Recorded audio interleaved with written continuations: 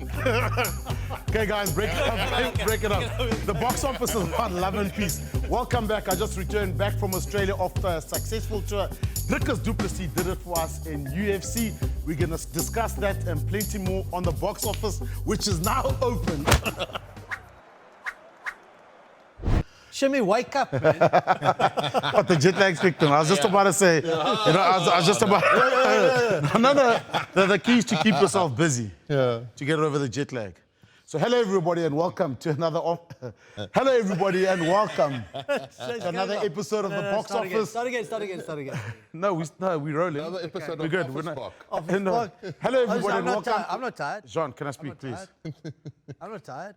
I've just been to UFC, channel. I will give you a rear naked choke if you're not careful. Okay. Good to be back, boys. Did you guys watch the UFC on Saturday? It would have been early Sunday morning. Sunday morning. Yeah, same as you in Australia. Sunday morning, 6 o'clock. Between 4 and 6. No, it was 6. It Yeah. was 6 o'clock. Okay, you guys didn't watch it, but you know the result of it. I didn't. I had a strategy of, so I recorded it. And then, because we were up early in any case, and then I thought, okay, well, if I'm up early and it's on then, because that's the way it happened the previous time. It actually only started when I got up then. But then it was already finished, so I quickly watched You it. stayed off your phone, so you couldn't Yes. get the results? Yes. Okay. Yeah, I watched, but like I can't watch. I'm too nervous. Gee. Like I run away. I go make breakfast, and the boys were screaming up and were they jumping watching, up yeah? and down. But like I can't. You remember like how Lawrence Parker used to watch a video session, like Sideways like that. sideways like this. Yeah? That's how I watch it. Like I cringe. It's the same with boxing. I can't do it.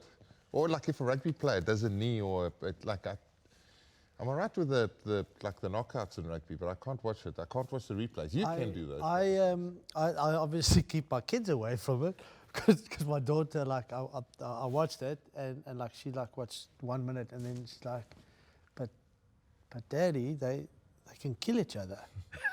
Shame, Like, man. yeah, she's like all concerned. And, Yeah. and I'm like, yeah, well, actually, there's a possibility. And she's like, because I mean, they choke each other like that around the neck. I mean, how can you do something like that? And I'm like, yeah, imagine that being your job. That's your work.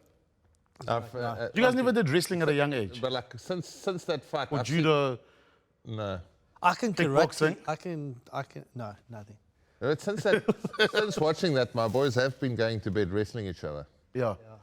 And who wins, Nicole or Scala? Now, I think if it's just like normal play, I think Scala is okay. But if any rage kicks in, he's in such big trouble. That little youngster. Different weight class. Different weight class. A little youngster of mine takes charge then. But how amazing, Shimi. I mean, tell us about your experience. Tell us about Actually, being there at the fight. and- No, I'll tell you before the fight. Yes. So I did obviously the best collaboration ever seen in podcast history between Coca and Boks Office. Did that on the Monday in Sydney. Jumped on the flight Monday You were night. on it. You don't. Yeah. No, I'm just saying to Saying the it as viewers, if we- on the Monday, obviously the collaborations between Boks Yes. Office and Coca. That's what I said. Yes. Jumped on the flight Monday night to Perth. So I'd spoken to Etienne Reinecker. He was based in America, I think now. So I said, listen, when Dricus comes, I just want to come have a look at the back of the gym, see what you guys do, etc. Just to have a look, just out of curiosity, because I do watch a lot of UFC. So anyway, wake up Tuesday morning at about, 7:30, 8. I get a message, listen, are you coming to the gym? This is Etienne Reinecker now. So I said, okay, cool. Says, no, bring some of your training gear. So I said, okay, cool, I'm tired. It's been a long, it's been a long flight. Let me get a bit of a sweat on. So I get to the gym, get my Uber, get to the gym. So I walk in the gym. Uber? Yeah. So Are you back on Uber? I made a plan. Yeah. I made a plan. There's family accounts. There's family accounts. So I get the Uber, get to the gym. So I get there. It's empty. The gym's empty. So there's about 4 guys in there. So it's Dricus's trainer, a guy called Monet, the brother Neil, the grappling coach, another guy called Neil. Sorry, his brother Neil, the grappling coach Neil, and then Etienne Reinecker's there. So Dricus hasn't arrived yet. So anyway, get there, chatting to the guys, get to meet everybody, all very friendly and welcome, have a stretch, warm up, whatever. Dricus rocks up. And obviously he goes separately, he does his own warm up because he's got the fight and not a lot of contact and so on. So the guys are just wrestling around. So I say, Etienne Reinecker now. Let's... Hooker versus hooker. Yeah, no, but I know Eta's, I'm like, but just, take it easy. Next thing, the guy's throwing me around there like a rag doll, choking me. Choking me there. The whole gym's watching. I was like, shucks, this is embarrassing. So I slid off to the side, spoke with the brother Neil, and that's so I was like, Etas, you know, what's going on? He says, we tapping or not? I was like, well, I could hardly, how am I meant to tap if I'm flipping half past out? You know, so I tapped out of that thing. It felt like a live scrum, being strangled in a live scrum. You can't breathe. So anyway, that was my experience there. Then I can't believe obviously there's some feeling left over from back in rugby days. well, not that I know of. Jeez, I thought that was a long time ago. I thought we were Also, still good. he must be what? He must be how much lighter than you now? He's in good shape. Yeah, so He must be, I think kgs maybe? he's probably under 100. He's got to be under 100. If maybe 90, between 95 and 100, I reckon. So let's say 15 to 20 kgs, it could be the difference in weight class, but still the technique and knowing just how I to started move. on top, so side control. So I said, okay, cool. Yeah. Try get out of this, because then it's safer. Yeah. And So I don't know. It felt like 30 seconds. The guy was on top Guys, of me, I'll go- strangling me. I was done. If that was me, I'll I go. was busy crawling I'll out go the gym. Full medieval. It's pinching balls, biting, scratching. Well, but that's what he wants, Scarlett, because the guys know how to hold you and tie you out there. So he knows. do that against Luke Fitzgerald. Oh, no, yeah. Yeah. You got me. Did it a long You got me time to that. ago. I thought you'd gotten over that one. No. Just touch on it though, between the You collaboration were between you for 2 weeks. the association up. between Dricus and rugby. Yes. Obviously, Dricus being a big celebrity, does it help rugby? Because I tell you what, when they were doing the presser, and sorry, they had the live workout. Obviously, UFC is run by a lot of Americans, and people were cheering. They're like, "You guys are the rugby team." They didn't know that the Springboks were there. Okay. But it does help. Someone watching in America or who's not used to rugby actually gets to learn about it. People in the States were probably asking, those two big guys, obviously Eben and Sia, who are those guys? Yeah. Yeah. And they find out it's, Springbok captain and I obviously. saw the one where he couldn't believe the size of Eben. He's like, Yeah. if that's Dricus, what does that look like in person? No, Yeah. exactly. But does it help? Does rugby need more of that? I think we do, and that's also, I'm pretty sure, why World Rugby will thank South African rugby and South African sport for this collaboration between the Springboks and Dricus to promote rugby because of the World Cup in 2031 in America. You know, we're already helping now, building towards that. And you know what? Yeah. It's a pleasure. Does rugby have celebrities? Yeah, there's plenty of them. Our captain's Okay. one of the biggest ones. Yeah. And who else? Top 4 or 5? I don't Currently. I don't know. Eh? DuPont? Yeah. DuPont? Look, you look at DuPont with the Sevens Association, obviously Olympics, that puts it on the global stage. There's a couple of ex-players that's massive. Yeah. Yeah, I do think some guys do move in those circles, but Sia's definitely up there. Yeah. You know, what was it? Forbes most influential people, 100 most influential. Well, he has won 2 World Cups as captain. Yeah. So if that doesn't get you on the list, Yeah, so him, Dan Carter probably, thereabouts also in terms of his brand and how he puts it out there. DuPont, I think, is very much up there at the moment. And Jonah Lomu, the kind of... John Loma, I think, was probably the first one. Yeah, and to me global still star, eh? the Global star, biggest yeah. global star we've ever seen. It's difficult to think of any others, really, Yeah, to be honest. that's it. None in this room. Oh, well done. Sorry, before I left, Paul Jim had won. Congratulations, boys. Oh, yeah, thank you Well so done. I don't much. say that, you know.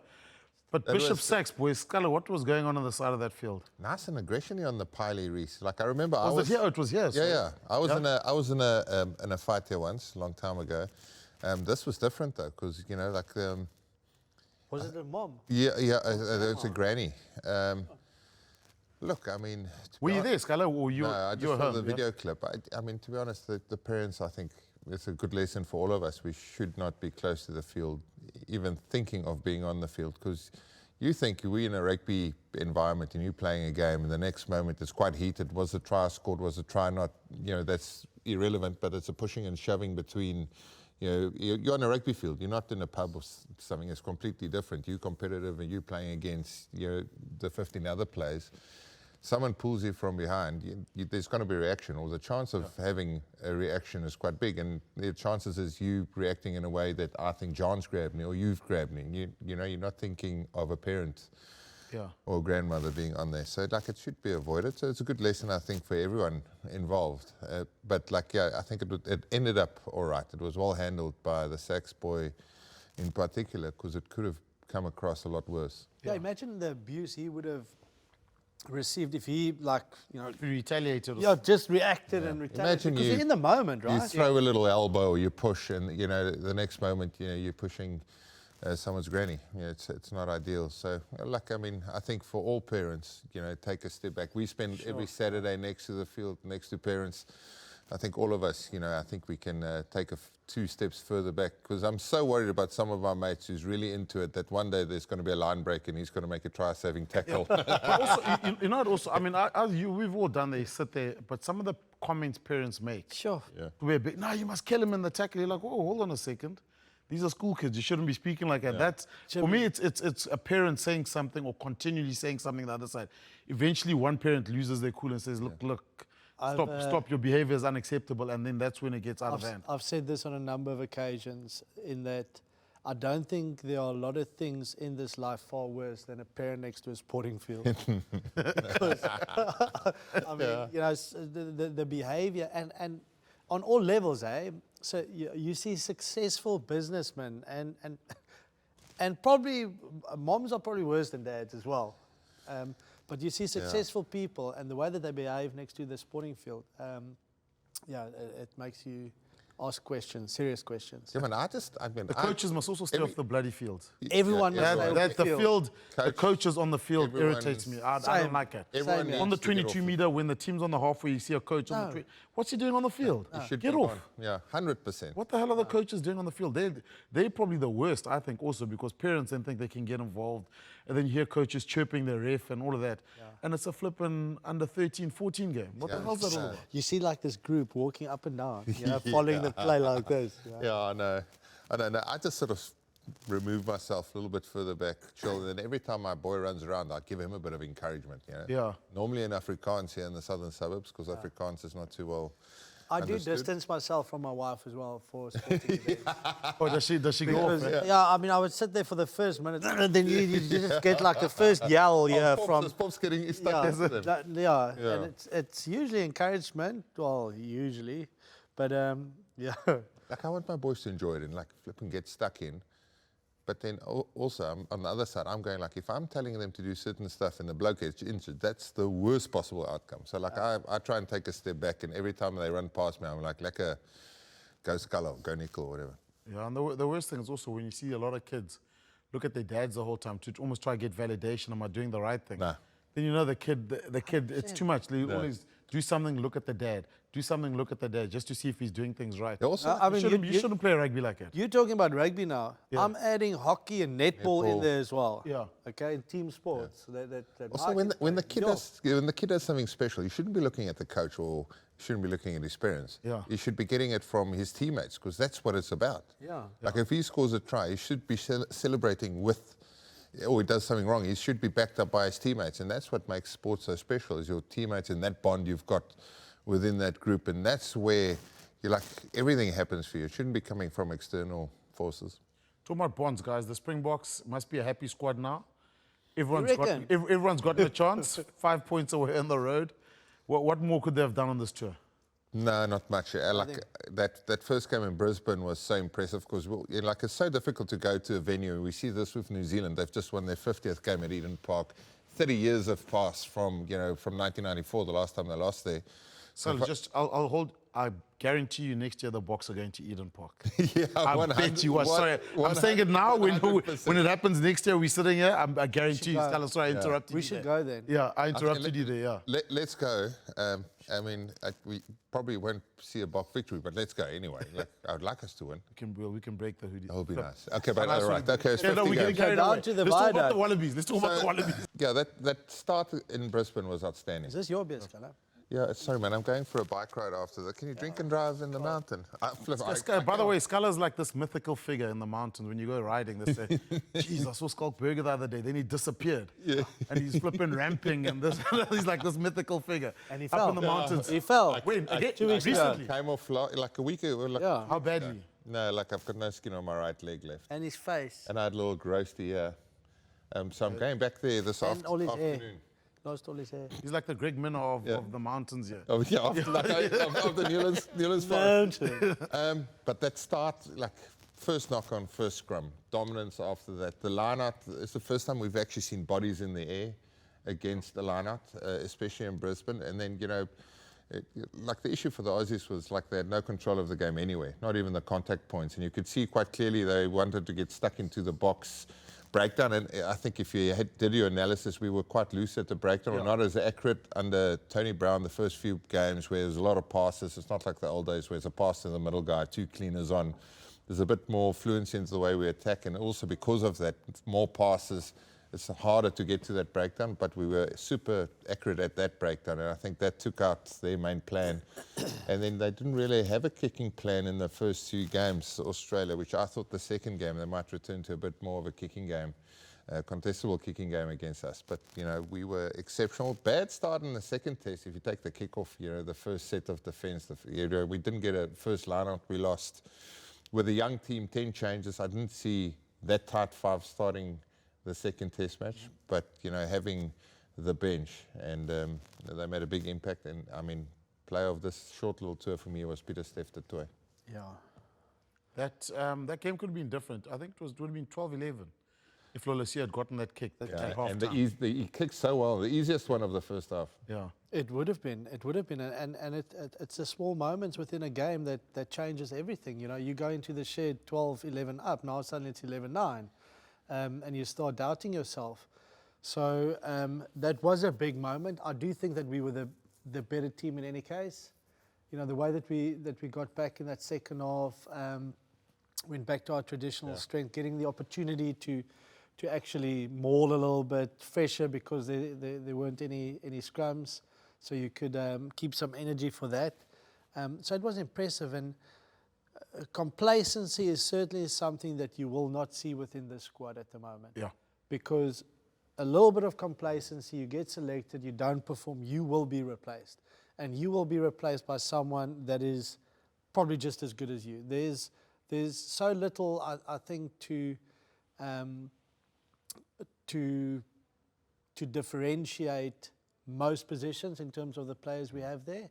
And the depth that we have I think it's the best shape that South African rugby's ever been. Like we say it was close in that first half, but we think of the 2 clear-cut opportunities that we didn't take. Sasha dropping his one hand, trying to catch it with his one hand.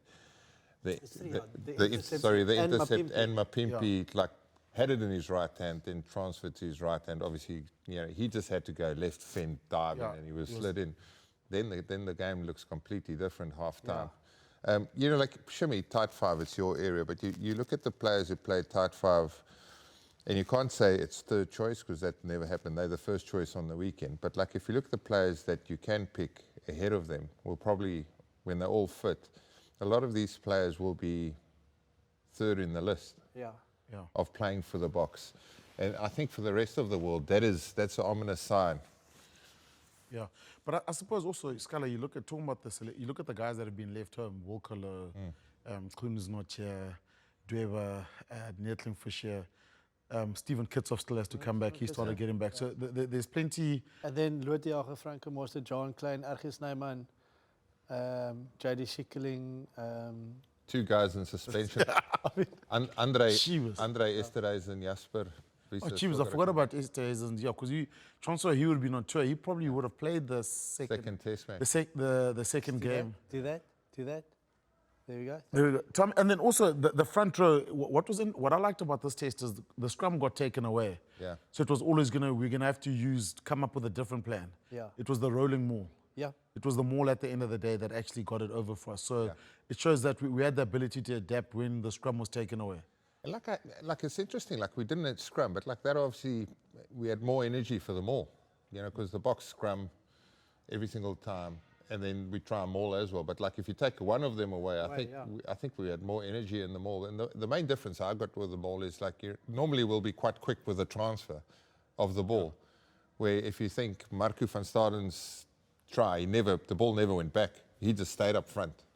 And the punch was, and a credit to the referee, because even though it was nice and low, got an under, and stayed up front. And say with Malcolm Marx, I think it was the second try, he also was right up front. The ball never got transferred back, because once you start shuffling it back, the ref often goes, okay, use it, because the use it once comes so quickly. And credit to the ref, we moved slowly, but he kept us rolling it on. He never once told us, to play it away.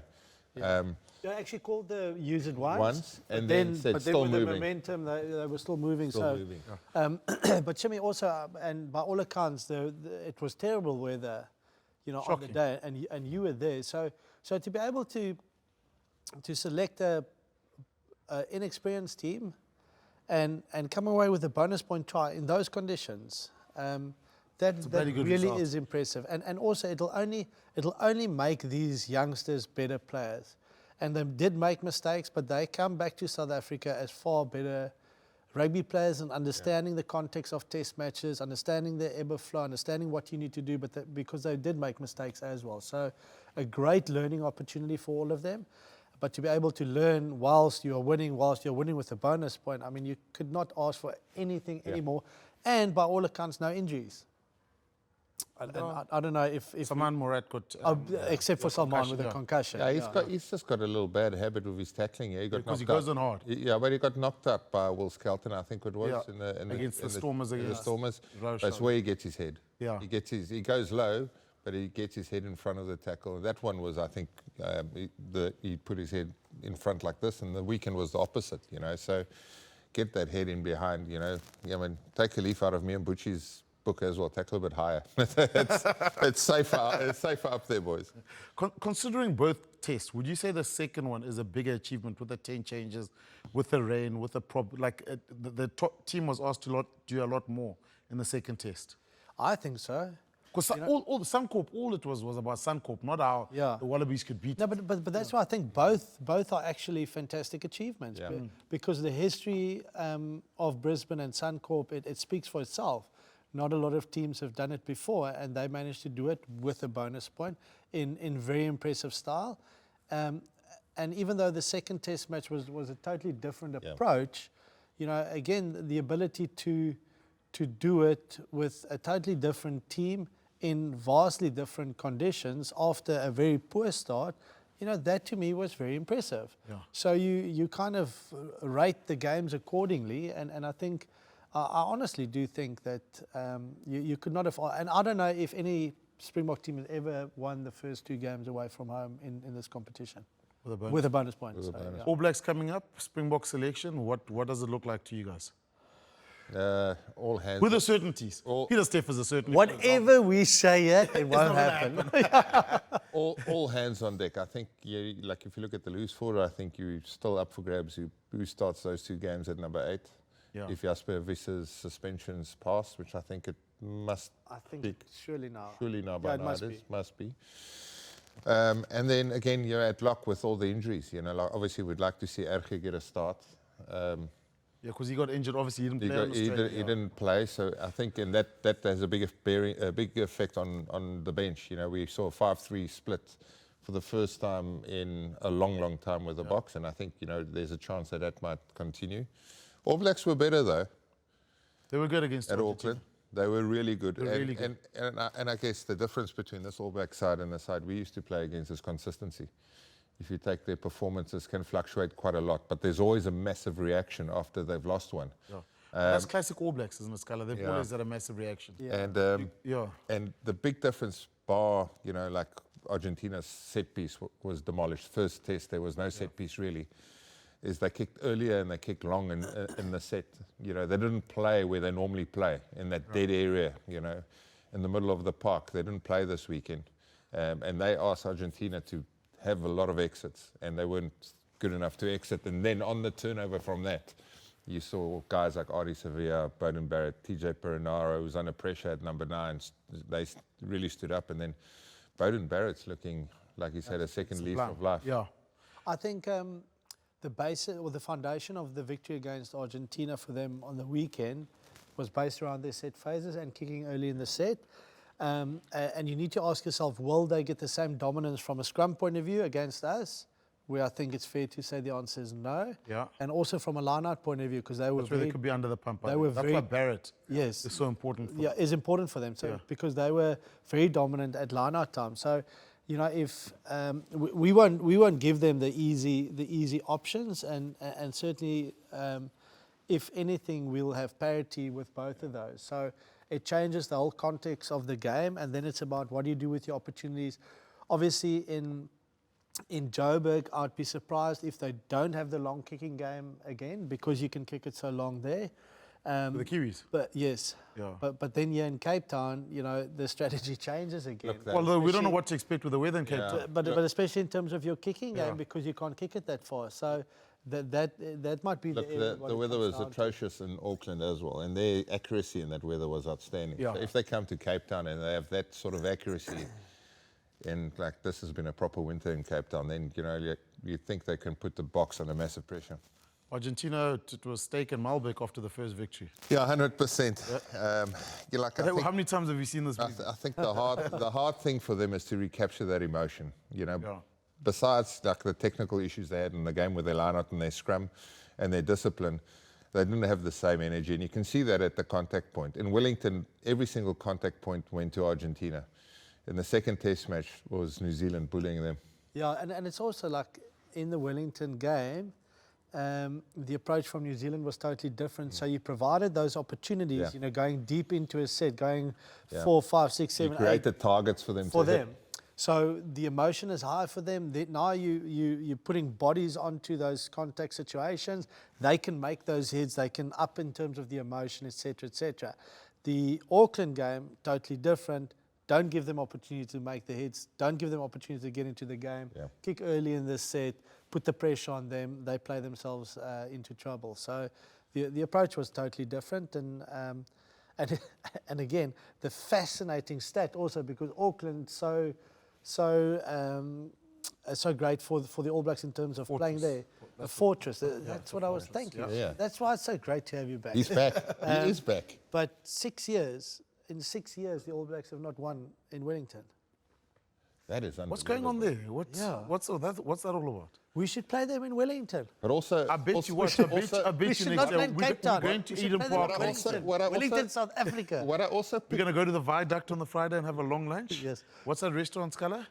I don't know, but like we normally end at Danny Doolan's. That's Danny the only Doolan's. place I know. But before Danny Doolan's, that other place? I know, we go straight to Danny Doolan's. The steakhouse. No. No, the one right on the water.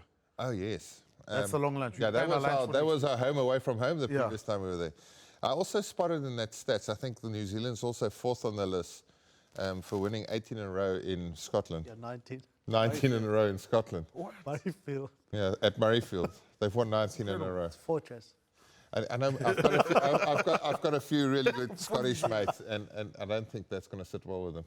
Because also, did I not... of all the top-tier nations, Scotland is now has the longest winning streak. I think 4 games currently. Of all the top-ranked teams. All the top-ranked teams. But who have So they a played stat though? like that. Obviously, like Italy, Wales. But they've got 4 in a row. Okay. Singapore. Okay, that comment is certainly going to go on a clip. Yes. No, who have they played? The thing is, you got to look. It's got to be really. Just saying it's stats, okay? Do with stats whatever you want. I'm just throwing it out there. Okay, cool. We're going to clip. you will. But okay. So now Australian rugby. Let's have a look. Is that worrying you? Lions. So I'll give you the Australians. They go to Argentina twice now. They've got All Blacks twice. Then they've got a Grand Slam tour. Yep. And then obviously next year the Lions come. Where is the victory going to come from? Where they're going to get momentum to do well against the Lions? Yeah, I think they're in for a hard year. It's tough. Like, I mean, you see a lot of the ex-Wallaby guys, and you chat about it. It worries me because obviously you hear the concerns. The AFL league is a big thing in wanna be terms of positive. poaching players. You want to be positive about it, but where do they get that momentum? Because the Lions is the big one, and then they World Cup host 2 years later. But then again, it's difficult to see it now. Losing becomes a habit, the same as winning. And you need a big performance to kind of to start turning it around. And the question is, when will we see that? Maybe Argentina sneaking a win there. That would be best. One of those for them. All Blacks, maybe they've come close. I mean, you look at where Rennie was. Forget the year before. Remember Rennie with that. That was such. If you think about that, that was the Bledisloe Cup in Australia for the first time in 20 years, and then that kick at the end. Yeah, I mean, if like Joe Smith's in charge now, and then we obviously had the Eddie era just before that, short and brief. But like, you get the feeling that, you know, if Dave didn't get axed, maybe like they would have been 2 years further down their evolution. You know, like, and that's what's going to happen now. Like, they obviously every time there's been a change in the guard, they have taken a step backwards. So, you know, like for Joe Smith, he's obviously now, he's won a couple, you know, Georgia, Wales, you know, all those things, you know, he's got the opportunity to sort of put a team together, but the big test comes now. You know, they play the Boks, you know, they play Argentina, which by all accounts, if Argentina pitch up 2 weekends in a row, it's going to be tough outings for them. And then they've got a Grand Slam tour, and then you've got the Lions, you know, and I mean, all of us, we might be thinking a little bit too far ahead now, but then you've got 2027 Rugby World Cup. A 24-team World Cup. Yeah. You know, where, you know, we all thought No, they'll qualify for that. You know. My worry That's is gonna be a about rugby. John, that's going to be a clip. Yeah. Don't do that. It's a joke, guys. It's a joke, man. Rugby state. Automatic qualification. Rugby state in Australia. You know, now you've got more games. You've got, you know, less strength versus strength. You know, like you look at the success of the French World Cup, not that the Boks and New Zealand playing in the final, was that every single stadium was a sellout. Yeah. Similar to the Olympics. How amazing was the crowd attendance for the Olympics? The numbers makes fascinating reading. In Australia, you need to get rugby sexy again. You need kids to play rugby. And that happens, like we've seen in South Africa, when your national side wins. The history of rugby union in Australia is just too rich and too many legends of the game to let Australian rugby, you know, die a slow death now. So it's important, and honestly, from our point of view, you know, we wanted to get better, and be, you know, be more competitive. You want a successful Lions Series, you want a successful World Cup. I think to answer your question is that they need to start selecting their best players. So even if the guys are based overseas, we saw what Marika Korobeti did this weekend. Yeah, he was their best player. He was their best player. Select your best players all over the world. Give me some names then. And I don't know. Like if you could throw, is it a throw Will 10 names at me, Skelton? Is it a Richie Arnold, or, you know, both the Arnold brothers? They were at the World Cup though. Yeah. No, I'm just saying. Yeah. If they are good enough, and I'm not saying that they are good enough. I'm saying if there are players that are good enough to get into the starting team now, select them. Yeah. Because you need to change it around. You need to do whatever you can to change it around now, and more so, and I think that's why I've made these comments of, you know, and people having a go of when I said I don't think Joe Schmidt, you know, they need a woman, whatever my comment was. Yeah. Because the reason is the organisation of rugby and the administration of rugby. I think that's where change needs to happen. Yeah. Unfortunately, that's only a long-term solve. You know, so over a period of time, if you get that right, then you will solve it. But they need the quick wins now. And by doing that, they select players, they possibly end of year tour works, because the French players are off for whatever it is, then the guys that play in Europe can play for Australia. Josh Schmidt's a good coach. He's a good coach, but they need, I mean, obviously players will only get better, and quality will get, and test match standard will come with time on them, but they need an identity as Australian. What is their rugby identity? What is their style? You can't be caught halfway. You can't say, okay, this week we're a bit more conservative, we've got a long kicking game. If it's contestable and playing, you know, transition rugby, waiting for the turnover, picking a couple of open side flankers and making sure you're the best at transition, that's identity for them. They've got to find a way where they can put bigger, better sides under pressure, because I think that's going to be the biggest trick there. You can't just copy and paste what someone else has done. And I guess they maybe run the risk of, you know, Super Rugby syndrome, where they want to compete and they want to make rugby sexy in Australia to draw crowds, because they're competing with rugby leagues, and a lot of games, you know, get shared, a lot of stadiums get shared. But at the end of the day, you've got to find a way how to win rugby games. You know, you've got to find a way to win footy games. And the Brumbies is a prime example. They might play the sexiest rugby in Australia, but they've got a massive maul. Their set pieces, fundamentals are solid. Fundamentals are solid. And they're so hard to put away because of that.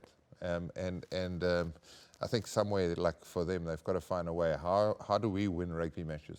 Yeah, I suppose, you know, when you're in Australia, when the Boks played at the same time, there's an Aussie rules game with 40,000 people in Suncorp. Yeah. At the same time, across the road. Then they've got a league game the next day with the full, I think at Suncorp also so there's plenty of competition in terms of winter sports. I think in summer, all they play is cricket. That's why they're so bloody good at the game. But in winter sports, there's 5. I mean, someone was telling me, I think I might be mistaken, I think rugby is 5th or 6th in terms of the winter sports. So there are those challenges. If you guys look at the tour now, your two best moments each from this last tour. Ooh. When the referee called out Nick White and said, I'm not dealing with you today. And then, and then second is when you march him back 10 meters. Yeah. And the next one, just do that. I really enjoyed our first. I'm trying to think back of that Brisbane game first half of the Brisbane game, and probably. Quickly try. We danced through the middle. Peter Steff's try. I enjoyed. With Jesse going through the middle, Curtly's try. Yeah. That was a nice try. That was really nice. Jesse Kriel was good again on tour for me. I thought Ox played a bloody good game the first test. He did play. Handling, besides the scrumming, which is standard for him, but his handling behind he was excellent. I thought he was brilliant that game. I agree with that. Let's give the second one to Curtly's try. Jesse working the inside shoulder and then having the little try assist. Yeah. Second test? Actually, I'll tell you what I liked about the first test. Also, Sasha, shanked that one kick. Yes. Started laughing. The second one, worst position, bang. Straight over. That shows, that for me, that was like, okay, you can recover. Because everyone makes mistakes. How he got over it that quickly. Second test is all about my Pimpy's try. My Pimpy's left grabber. Yeah, Fassi's try. Fassi's try. That was a world-class try. It reminded me a little bit, actually, of Brian Abana's try in Perth. Also long distance back in 2005. Yeah. We got the turnover on our try line. Yeah, he just, at the time, was just twice as fast as anyone else on the field. Yeah. He scored 2 of them that day. He scored one first half, one in the second half. Also, both of them, 100-meter tries or whatever, 90-meter tries. Super Rugby, they're missing us, yeah? Yes. Better off. We better off up north. Yes. I think. Thanks for the insight. That's very good. I think with the crop of players we've got in South Africa, yes, I think it suits what we've got here, and we also now got direct access to see all our players up north. We see them play because we know how difficult it is, and the Australian players. You've spoken to how hard it is for them to keep an eye and a track on South African players. Most of them wouldn't have seen Sasha play a game. That would have been the introduction to him. And it's the same for us. We look at the Australian, New Zealand sides and we don't spend a lot of time watching them. But, I think they are missing us just from we bring a different style. And I think if everyone plays the same style, it's quite easy just to get caught up in your own little pathway where, I think when they came to South Africa, it was a good test for all of them. And because we favour the scrum and the maul and the physical part of the game so much. Yeah, it's a different test.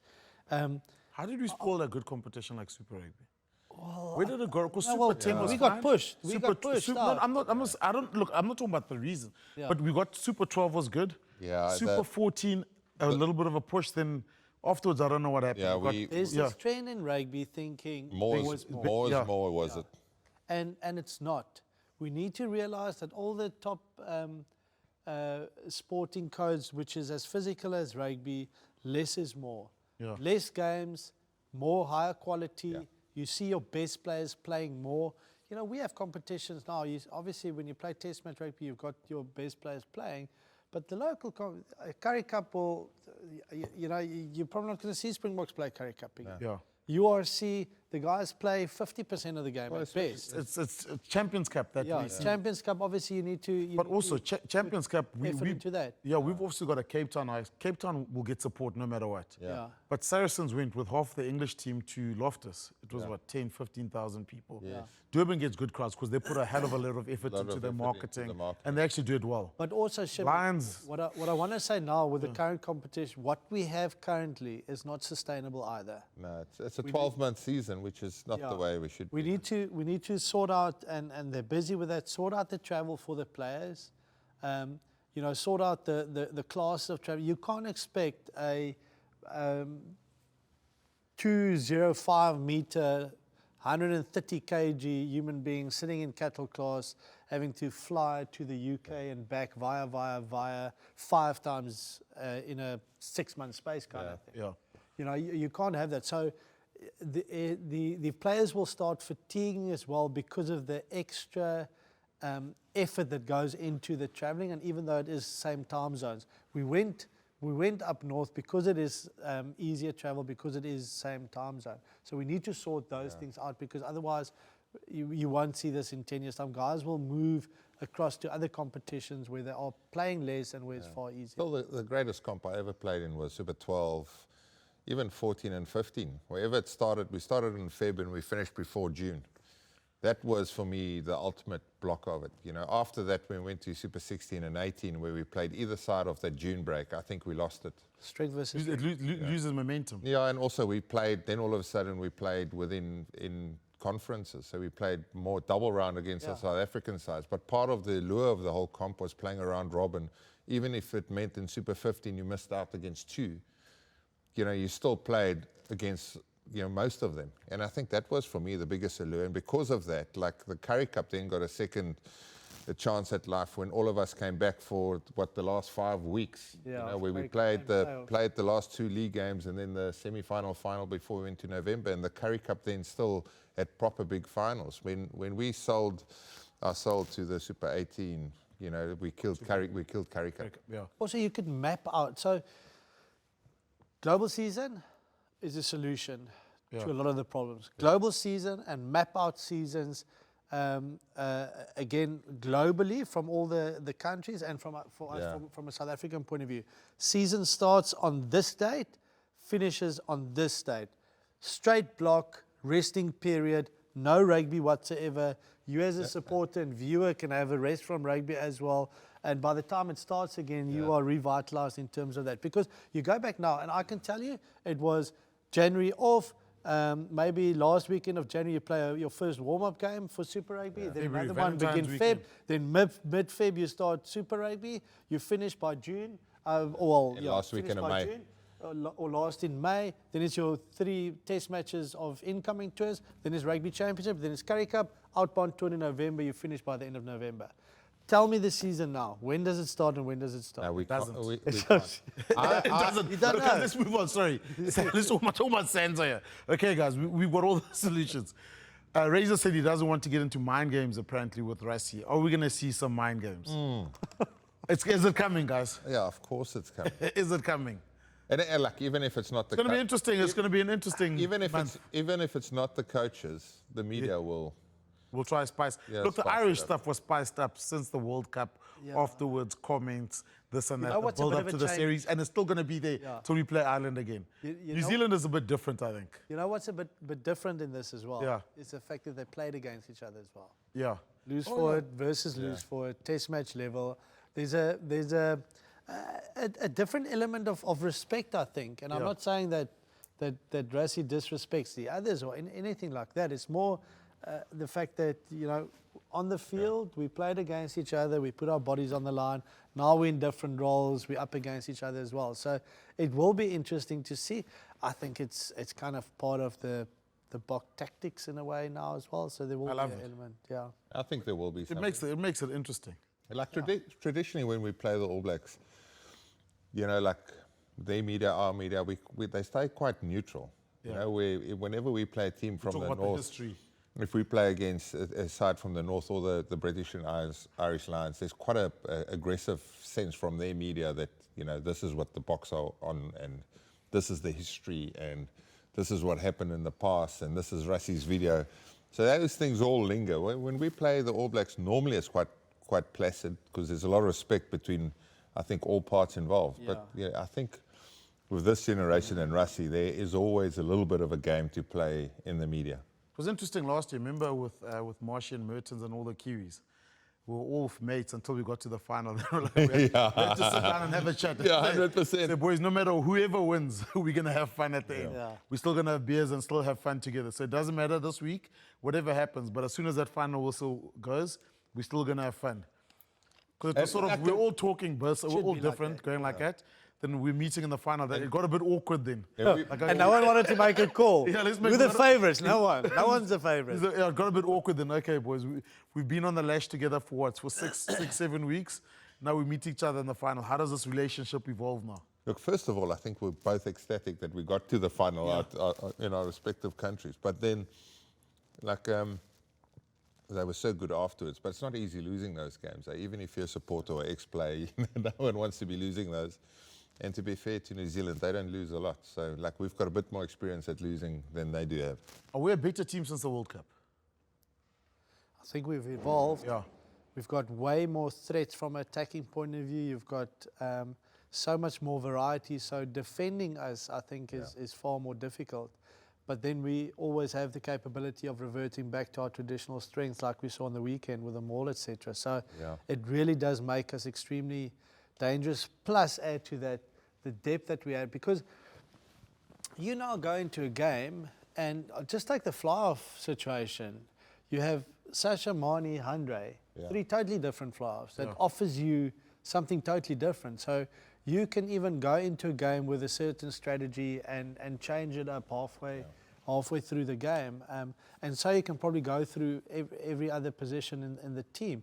You know, the fact that Lucania was now playing at 12, you know, versus the traditional Damien or Andre Esteza, that comes with other opportunities as well. So a 9, yes, we've probably got 6 9s that you can select. I think we can also now pick a guy like Lucania at 12 because of 12 against Portugal, basically. Yeah, but for us now, your 12 is not get the ball off the back of a maul and ram it up. You know, we're doing a lot of our plays through 12. He's not our playmaker, he's a passer. Jesse's more direct now. They're using him quite in the wider channels. Well, it's so effective. Exactly. So that's why you can open up number 12 to a guy like Lucania, because he can actually now fit the ball. He's got the skill set to do it, where in the past he couldn't. New Zealand threats? Yeah. Adi Will Savia. Jordan can't stop scoring tries. Adi Savia, Yeah. I think will always remain a threat. I think Bowden Barrett is playing fantastic rugby. Geordie at 12 for them is just so solid. I think that's the biggest key for me. Yeah. Is Geordie. Yeah. I like what they've done with the loose forwards, with Ethan Blackhead as a workhorse for them. Same with That's what's needed there. same with Papali'i. Yeah. And what that does do, I think it frees up Savia. So Savia can sort of roam and carry in unusual places and chase box kicks and stuff, where the other two guys are proper work ethic. I think they do. I think they're missing a few locks. Yeah, that's why Barrett's back. coming He's back. on the plane, yeah. Yeah. And then just the try-scoring ability of a Will Jordan. What has he scored now? 30 odd something, eh? Yeah. He's got plenty. 30 or something like that. And I mean, Mark Telia on the bench for them. I would he was kind of the player of the World Cup. Hate to see him off the bench and you like a tired loose forward and he's coming around running at you. Isn't New Zealand how we are with locks and loose forwards? Like, they produce a lot of wings. Look at Talia, Severici. Look, I mean, I think Caleb Clark. Julian Sevilla, I think, he was done with the All Blacks at 26 or 27. I don't think the wingers Zealand play more. wings I don't think last. Dougie Harlan played like 60-odd tests and scored 49, and I think he's played the most tests on wing. I don't think they get over 60 test matches wingers. Jonah must have been mid-60s. The Rokoko Sivivati at one stage, Sevilla was coming up. And then the next one just came steps in up. as a wing. Rico Gear. Yeah, Rico Gear. They've had plenty. Jonah, Inga the winger. Yes, I'm seeing him in front of me now. What's his name? No, it wasn't. Let's hop here. The Chiefs. We must give you a moment of clarity. I almost said Similani. Richard Kahi. Savivatu. I said Sivivati. Sitaveni. Sivivatu. He was an amazing winger, eh? Yeah. They've got a lot of firepower. And you see it like they don't get over like say 60-odd caps. I might be proven wrong by one of them one of these days, but yeah. Chaps, let's go on to Box Office And Rewind. Dougie Howlett, of course. Dougie Howlett. Best of the lot. Okay, we'll start with the Box Office Rewind. This is the memory. Talk us through it, John. We need the video. The tackle. Now Dupria. Stain de Villiers. Over the top of Barrett. De Villiers scores. This game, but particularly in this moment, the power through Barrett. Nonu tries to scrag him, bounces the ball over in the tackle of Dag. The captain stands up. TJ, he's been on fire all season. Well, that's leadership for you. He's one of the great players in the world, and he said, I'm going to take... Is that legal? It's like watching. Is Only that a red legal? card. I got red card. And Red card today. Is that legal? It's nice watching. How did you feel when you headbutted someone? No, good. Lots of emotion. But they don't show all the missed tackles. What was the score in that game? No, we lost. So we had to. That was the cracker. That was the high scoring one in 2014. They had 2013. Had to win with a bonus point. So that was an incredible game of rugby. I must say, I can remember speaking to Kieran Reid after the game, and I was like, I'm absolutely shattered. And he was also like, how amazing was that game? Yeah. So we lost it. So we had to win the game, and get the bonus point, Which you guys for did. For the rugby championship. to win the rugby championship. And also, but that game, what I remember most is they got their team sheet wrong. Oh, I remember that, Joe. Darren Shand, the manager, Yeah, and then and then they came up because I think it was, let's say for argument's sake, Andrew Hall was on the bench on the team sheet, but then Kevin Mulamu came on as a sub. It probably weren't those names, and then that happened, and then the TR came on and said, but he's not on the team sheet, but he's not on the field. And Nigel Owens actually called us in and said, what's going on? They've got it wrong, and I just said, no, don't worry, we can play like this, just give us an extra log point. I remember. Brian Bennett scored 2 in the first and half. Darren Shand, their manager, the All Black manager, he came on, and we actually had a beer afterwards and saying cheers. In the spirit of rugby. Let's look at this one, boys. Haircuts. Let's talk. Okay, it's a video of Eben and his haircut in Paris. How come I don't remember this? Oh, when they shaved the sides of it. Yeah. That's when Big Erkes Snyman got a hold of him. Yeah, after the final. After the final. After the final.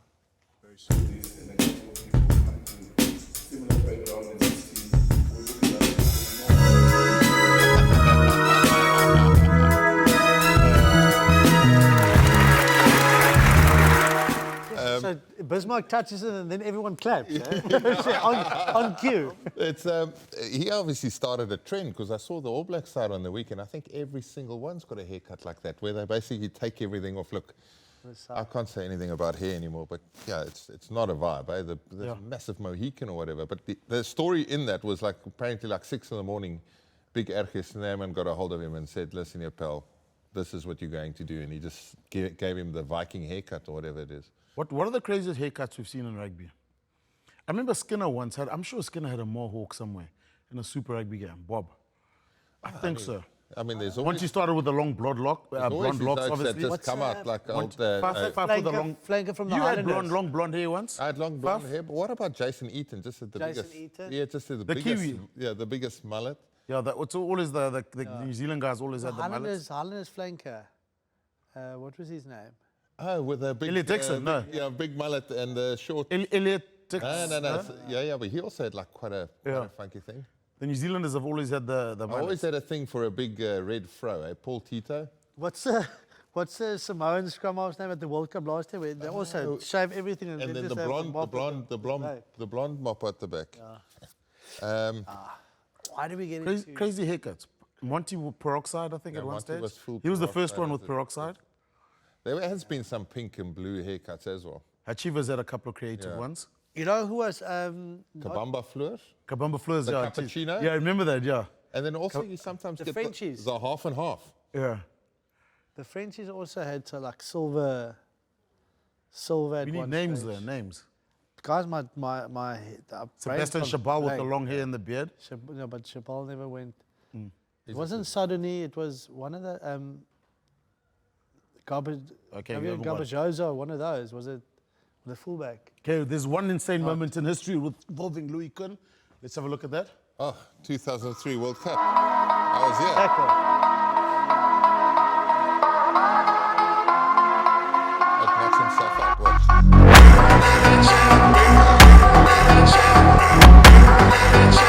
I want to know, is that? Did he get it? Yeah, he slotted it. But does he get a stat for line break there as well? Was that a fan? Yeah, it was a fan who came on. What game was that? It was a pool game in Samoa at the Suncorp in Brisbane, in Brisbane. That game is more famous for Brian Lima decapitating Derek Hougaard than anything else. That's the only thing we remember of that game. Who was the guy in Durban? That was Piet van Zyl. Yeah, Piet van Zyl that ran on, and AJ, Yeah. I think AJ and McCall. Yeah. Well, that was the year prior to that. Yes, That that was the year prior to that one, wasn't And we actually saw the guy coming, and you'll see, like, we were, like, pretty much chasing him down. Yeah. But Louis, like, the back of his heel clipped over the oak was, he was carried off on a stretcher, but, like, could have ended much worse for Louis. Imagine getting caught up while Jim's kicking finest. from behind. Or On a knee ligament or... I mean, just imagine that. But like, that game stands out for Derek Hougaard. Getting Brian Lima, the chiropractor got him. I'll look after you. That's what you said. Yeah. And then afterwards, Derek, once he, like 5 minutes later, when he could actually say something, he basically told US, I said, US, net so 'n bietjie laer next time. Just a little bit lower, and US didn't take it too kindly. Boys, that's it. Weekend off this week, eh? No rugby? I can't Nice wait. break. We've got a lot of stuff happening here. My boys are playing sevens, there's kids' parties, there's a whole lot of stuff going on. Family day. JDV? It's called family. Prince of Paul? No, nothing planned as of yet that I can think of. Nice, relaxing weekend at home with the family. Thanks, guys. That's it for Boks Office this week. Next weekend, we've got Percy Montgomery. Monty's coming onto the Boks Office. We can't wait. Well done to the Springboks. Well done to Dricus. Long may it continue. Bring UFC to South Africa. So Skull can take his kids, and Jean, your kids won't want to go, will they? Jean can go watch some UFC. But fantastic result. We can't wait for the rest of the Rugby Championship. We'll be discussing it on the Boks Office, which is now closed.